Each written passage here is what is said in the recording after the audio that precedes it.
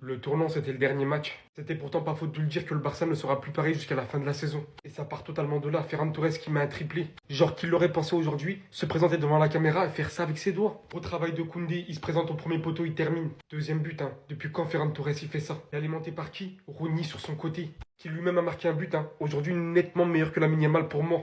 L'un de ses premiers matchs référence et en plus de ça, il tape la célébration de mille oiseaux de Sasuke. Après une passe habituelle de Pedri, d'un angle aussi fermé, il vient déclencher sa frappe et marquer. Ainsi qu'il a fait marquer sur cette occasion Ferran Torres, qui vient d'ailleurs compléter son match après un hat-trick en dehors de la surface. Lamine Yamal qui a inscrit son penalty, mais qui aurait nettement pu faire beaucoup mieux aujourd'hui. On sent encore par certains moments qu'il y a une certaine irrégularité, mais je pense pas qu'on doit vraiment s'en faire. Pour moi, il y a des choses qui ne trompent pas. L'Atlético Madrid sur 7 victoires consécutives, qui joue contre un Barça affaibli à la base. On a vu les vidéos tournées sur Hansi Flick. Le Barça qui part gagner cette rencontre-là d'une très belle manière, avec des sourires de partout. C'était le tournant de la saison. Ils étaient faibles et on n'a pas réussi à finir le truc. On n'a pas réussi à les achever. Résultat, maintenant, ils sont plus que là motivés. Et la seule manière pour les arrêter maintenant, je vous le dis cash, ça sera au Classico et rien d'autre.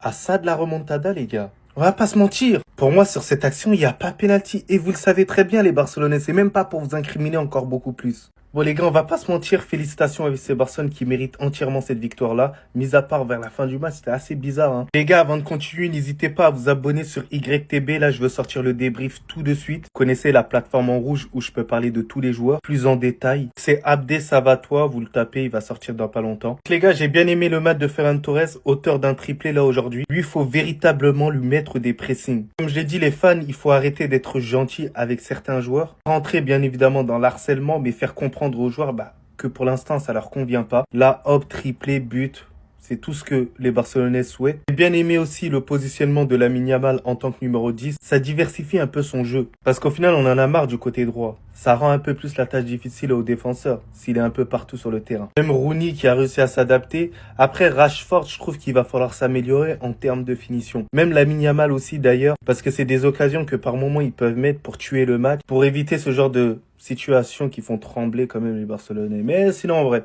c'est à toi en tout cas, bien, alhamdoulilah.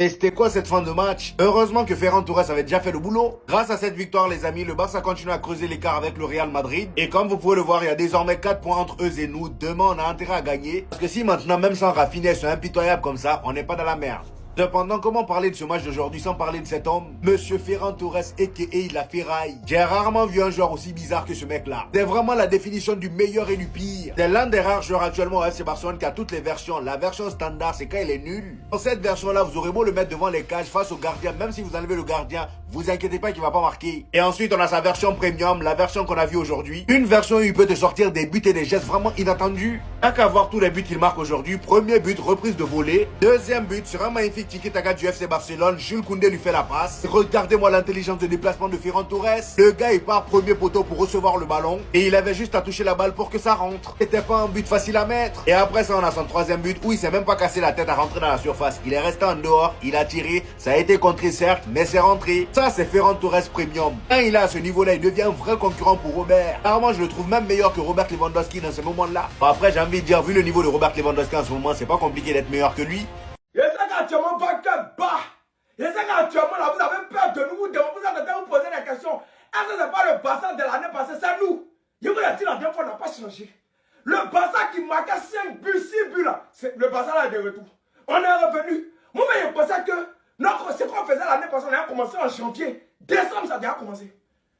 Vos problèmes ont commencé comme ça. Dès là à là, ça a déjà commencé. On est la seule équipe au monde. On marque 4 buts en 3 minutes. C'est nous, on fait ça. Et c'est quand ils jouent comme nous, première mi-temps, le match est déjà fini.